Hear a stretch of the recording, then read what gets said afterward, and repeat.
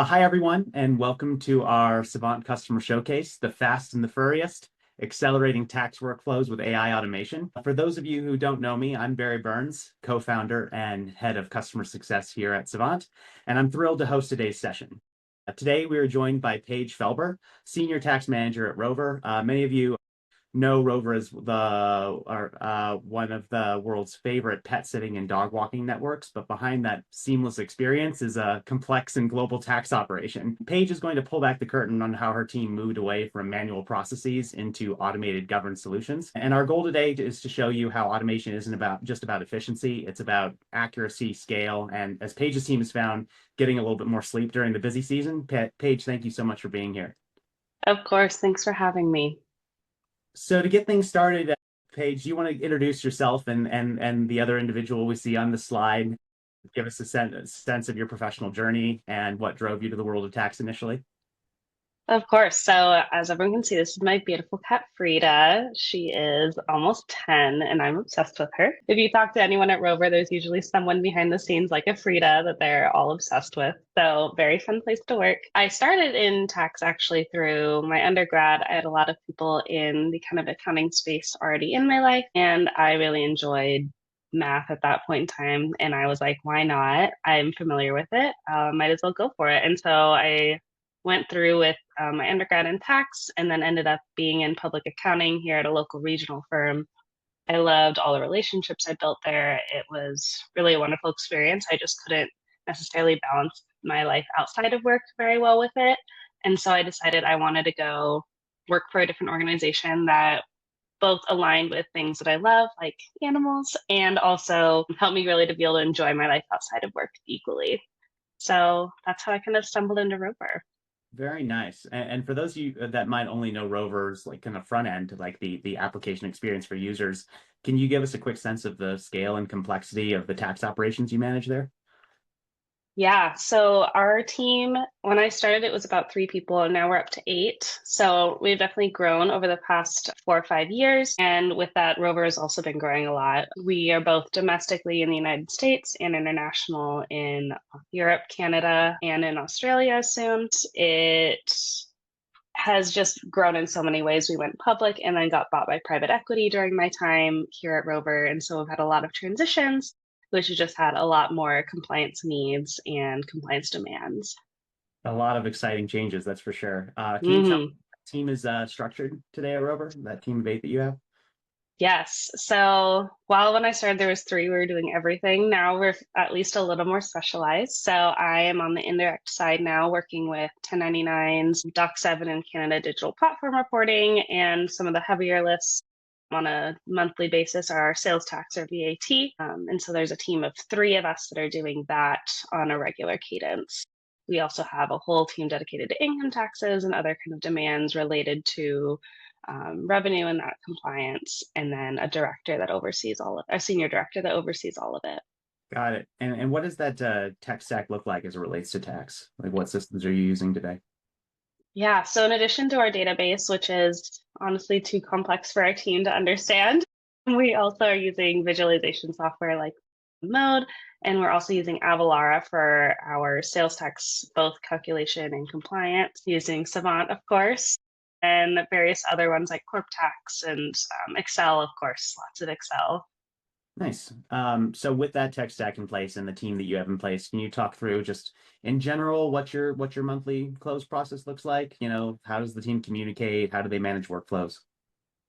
Yeah, we kind of try to manage. We've been doing a little overhaul recently because as we've grown as a company, we have more and more compliance items. And as our team has grown, more and more hands. And so we have like a calendar that we utilize to make sure that we get everything filed appropriately and timely, in addition to getting things ready for the financial statements. Typically, we do a meeting before and then a meeting after close just to make sure everything has been identified and completed.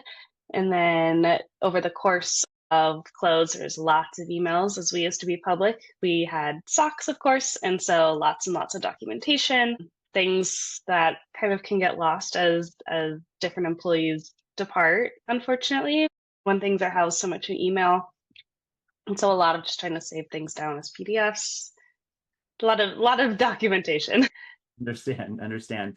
And so with that, I think we wanted to focus on specifically for the bulk of the session today, one of your monthly workflows, the monthly sales tax analysis, right? Can you give us a bit of an overview as to, what the sales analysis accomplishes and sort of what it looked like before migrating to Savant?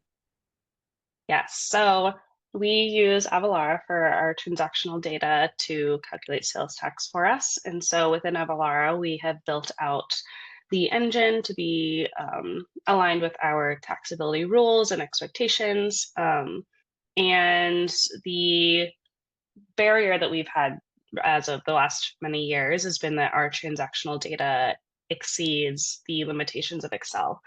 And so we are a kind of low dollar value, high volume kind of organization. And so we reach that million lines pretty quickly. And so because of that, we're having to figure out how do we get comfortable with what Avalara has stated the sales tax is without being able to individually look at different lines or be able to really like pivot and analyze the entirety of the data.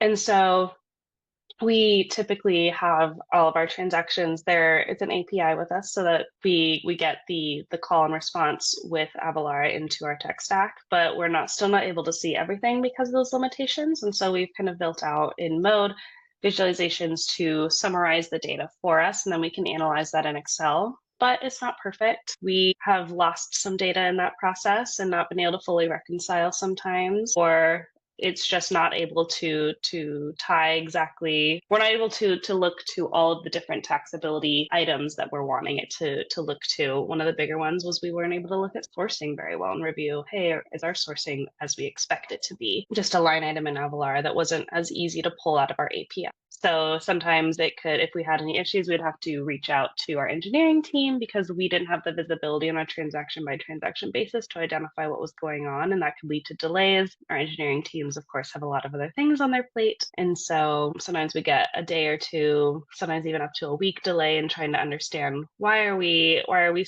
seeing different than our expectations and waiting for them to respond to us as opposed to being able to self-serve, which is the ideal scenario, really. Yeah. Yeah. So you brought up a couple things. You brought up some reliance on engineering due to data being siloed in various systems, right? Also, this sort of these disparate views that you have from Excel, which is limited on row numbers, to being able to bring data in mode, but then being limited by views in mode, right? Those types of roadblocks really cause the most, what we would call like Sunday night anxiety for the team, right? That like that I think hit your confidence the most when actually trying to make an accurate close. Totally. I think a lot of it was not being able to self-serve investigation because things are going to happen with your data, and I understand that. But the fact that I have to rely upon other teams with other probably much different materiality thresholds than as a tax team we have to both identify and give me conclusions on why something is happening and whether or not it is accurate or not was difficult. And so wanting to figure out how can I make sure that I can define what a reasonable error that needs to be investigated is and be able to self-serve in that. Absolutely. That makes perfect sense. Being able to drill down into data, being able to actually set your validation criteria, being able to modify validation criteria at a very granular level gives you that confidence, right? It makes sense. Yes. Well, with that, let's start talking about what this migration process looked like. I think before we dive into the workflow, give me just your overall experience and having built this out. Was it easy to pick up? Did it give you the controls that you needed to kind of a high level before we started talking about what the workflow does? Yeah, I think that I've now built quite a few flows in Savant, and the sales tax one was definitely a higher priority one because of just these limitations I've kind of described. And I'd say that while it took maybe like a day to put together, that's definitely going to be saving many hours going forward. There's a lot of great tools that I've found in order to both learn how Savant is working and also really great resources with like you, Barry, and other people on the Savant team. It. I'm not a coder. Like I don't know how to code anything. I wish I did. I took a class in undergrad. I don't know. Fair share of intro CS classes as well.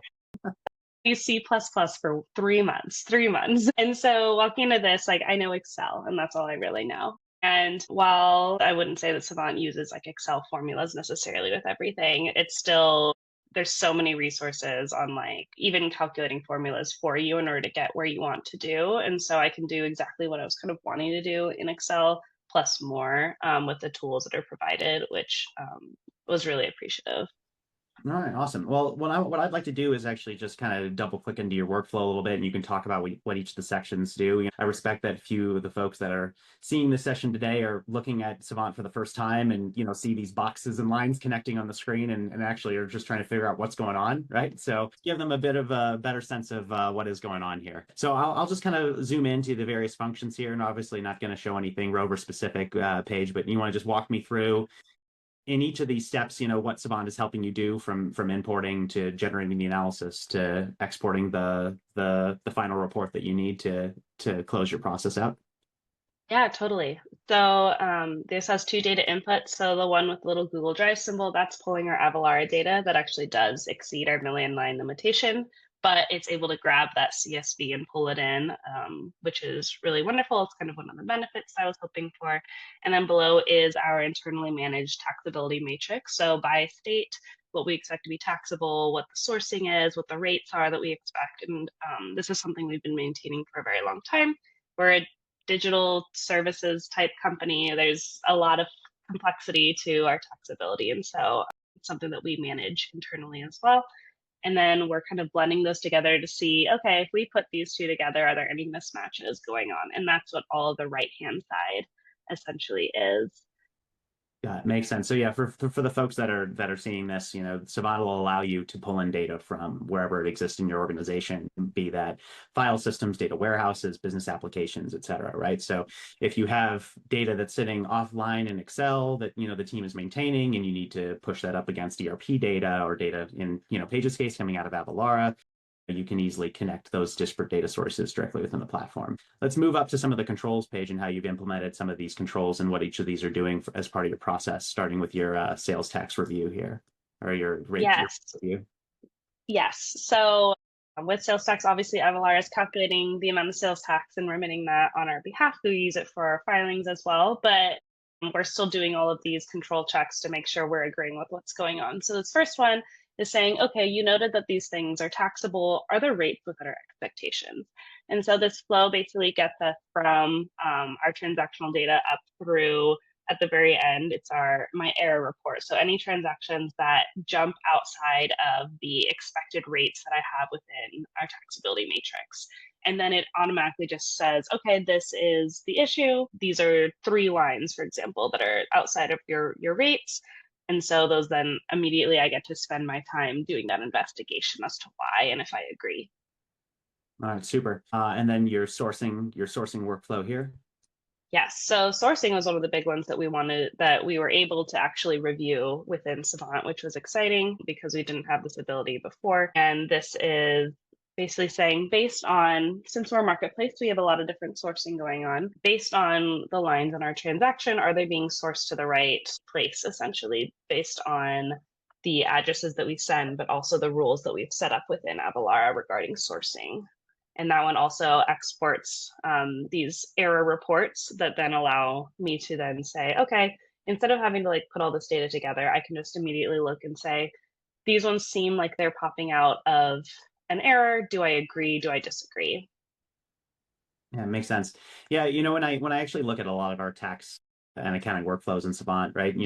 Savant has a tool palette over here that lets you do pretty much anything that you could do in Excel or SQL or otherwise. But it's interesting, for tax workflows, it's at the end of the day, they're simple transformations, right? You're building easy validation checks. Does this equal this? Is this greater or less than this to some variance? And then kind of filtering out the results, right? I think where the complexity is it just applying those rules at scale for all of the various situations that you're in, right? And just being able to manage, not like a set of like 2 or 3 really complex transformations, but just 100 very simple transformations, right? Which is, I think, Yes. Yes, definitely. And these other sections, so one, I'm looking at the items that Avalara is deemed are not taxable and making sure that I agree that they are in fact non-taxable. So not only looking at the ones that tax is being calculated on, but making sure that we're not under remitting on items that is deeming non-taxable. And also looking at our item codes and saying, okay, are all these within taxability expectations over time? And then looking at the jurisdictions we're not registered in and making sure that there's no tax being calculated there either. And Great. then I I think think we we have got one one more at more the down bottom, but here. similar. Yes. And then this is basically us saying, okay, if there are types of transactions that are in our taxability matrix that are not in our Avalara data anywhere, do I also agree with that scenario? So maybe we have something new coming out in the business that maybe not every state is interacting with at this point. So that'd be my chance to then review this and make sure I agree. Got it. And then it looks like Savant is just, taking and delivering a review file for you and the team to review on a regular basis, right? Is that correct? Yes. So then it takes all these kind of error reports or things that I need to analyze and throwing them into different tabs of an Excel that'll then save down to our folders, or it will save down to our folders, and then I can review and add my comments within that as part of my review. Makes sense. Yeah, and for everyone on the call, in the same way that Savant can connect to hundreds of systems, from data warehouses to file stores to business applications, same way Savant can write those out. And we do see a lot in the tax world that folks are importing files and then exporting files because people are still comfortable in working with Excels at the end of the day, right? But you're certainly not limited to doing that. Well, this is great, Paige. You said that this took you kind of a day to build out. Can you kind of give us a sense of the time savings that this gives you now on a monthly basis now that it's set up and standardized? Definitely. It's saving us at least probably half a day to a full day every close. It's allowing also my preparer to do that first level of review rather than having them do preparation and me doing first level of review. So now we're getting multiple review eyes on rather than manual kind of scenarios, which I think benefits everyone in our team. That's great. Yeah. And how has that changed the morale of the team, especially during busy seasons? And like what are they now freed up to be able to do with it without having to spend this extra time, manually reviewing this on a regular basis? Yeah, and I'd say that the business always has more demands. So I wouldn't say that there's necessarily more free time, but there's more time to do projects and things that are really interesting for the team. Very cool. Very cool. Okay. Well, Paige, I know this isn't the only thing that we're working on. There's a lot of other things that we've got, that we're either cooking or planning to. Can you just kind of give us a high level overview of some of the things that you're working on or planning to deploy next within the platform? Yes. So we are also throwing our VAT for calculation within Savant. So we do not currently have an engine for our VAT and HST, GST transactions. And so while our engineering team is wonderful and has built out a lot of that for us, we're still then using Savant in order to get our accruals for our financials and also draft up what we expect to be on our returns based on that data from our engineering team. And so while we were doing it before, it's really, really manual, a lot of different Excels that we had to combine and just really slow, clunky workbooks. Now it's able to kind of flow through very, very quickly in Savant, and we're not feeling like our Excel's going to crash every time we're calculating what VAT needs to be or constantly updating pivot tables. And so this has really freed up at least a day every quarter, which has been really, really wonderful. Great. Let's talk about Similar. specific wheelhouse, the 1099 DAX 7 stuff. Yes, so we also do information reporting. We're international, so not only do we have Ks, we also have Doc 7 and digital platform tax reporting in Canada.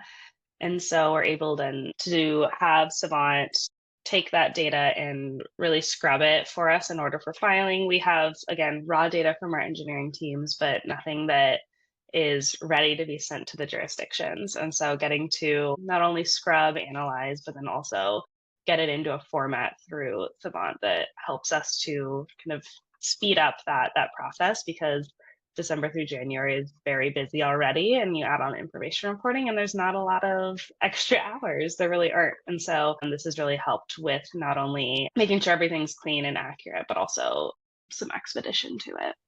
Yeah, absolutely. And I thought this was an interesting one because, B&O, our locality-based report, rather, is just always notoriously really granular, right? So why was this a good candidate for Savant? Yeah, so we are a Seattle-based company. And so because of that, we have not only our state B&O, but our locality B&O taxes here in Washington. And They take a lot of different data from a lot of different sources in order to calculate apportionment. And so, because of that, it was a really difficult preparation and review process because of all the different data points that all kind of tie to each other and hold hands. And so, being able to have them all on one interface and interacting with each other all at the same time rather than having to open up various ones that can't all be combined because the data is too big. Really wonderful to get that into Savant for our calculation purposes because, as you can see on the savings, like these calculations take up way more time than they should. Yeah, absolutely. I mean, this is all fantastic stuff, Paige, and we're obviously, the Savant team is really excited to continue to partner with and building this and ensuring that it is giving you the value that you're expecting from it. As we close out today, just want to get a sense of Paige's tips for tax automation greatness. You kind of started from the more traditional, like manual multiple systems tax process and started on your automation journey, right? What are your tips for folks that are starting journey at the same place? Yeah, I'd say one thing is look at what do you do every month and is it worth someone's time to be manually doing that every month? It doesn't have to be a really big calculation. I have one that one Savant flow that just calculates accrued interest or compounding interest for me, so I don't have to make sure that I am continuing to update those like numbers within Excel. And I just plug and play.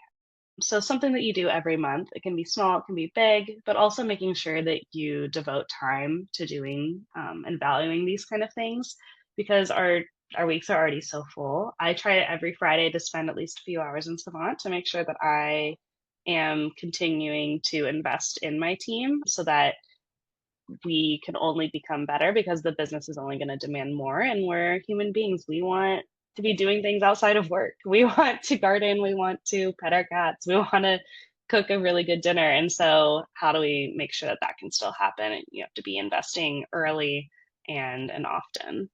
Yeah. So, Paige, I mean, thank you so much for walking us through this. This is incredibly valuable. Just Paige maybe could share a little insight onto the audit readiness and accuracy before and after. Yeah, for audit readiness, that was one of my big things of wanting to make sure that as we put things through, that we know what went through when, why, how. And so when you do runs in Savant, it actually does save exactly what that workflow was, what the raw data ingested was, when it happened, how long it took, who ran it, and the data exports. And so I then can very easily go into Savant and pull that, which is really, really helpful for me, especially if there are maybe changes quarter over quarter. And I will say, why was last quarter a little different? Oh, it's right here at my fingertips, which I really enjoy. Well, with that, Paige, really thank you so very please feel free to reach out to us if you have any follow-up questions or would like to see a demo. I'm more than happy to lean in and kind of show you how you can start your own journey as Paige. Have a wonderful morning, afternoon, evening, wherever you are in the world.